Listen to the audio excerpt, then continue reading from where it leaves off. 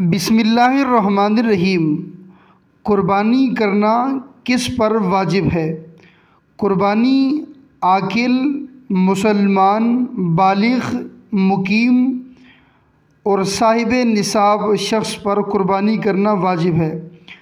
قربانی کرنا عاقل مسلمان پر واجب ہے، مجنون پر واجب نہیں۔ اسی طرح بالغ شخص پر قربانی واجب ہے، نابالغ پر نہیں۔ مقیم شخص پر قربانی واجب ہے، مسافر پر نہیں۔ ایسے شخص پر قربانی واجب ہے جو مسلمان ہو، عاقل، بالغ اور مقیم ہونے کے علاوہ نصاب کا بھی مالک ہو۔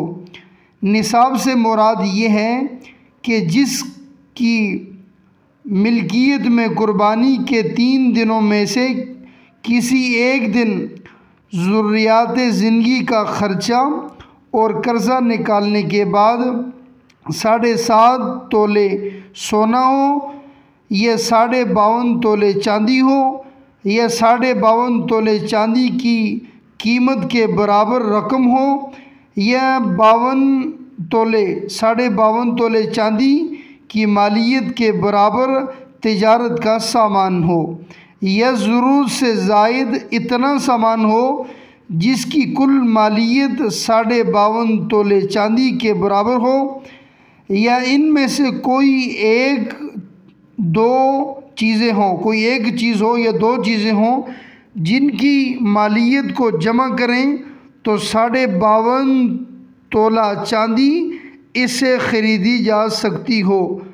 اگر اس تفصیل کے مطابق کسی شخص کے پاس اتنی رقم ہو، اور یا پھر اتنا سونا یا چاندی ہو، یا پھر اتنی رقم ہو، تو اس کے پاس بڑی عید کے دنوں میں اتنا مال آ جائے تو وہ شخص صاحب نصاب کہلائے گا اور اس شخص پر قربانی کرنا واجب ہے۔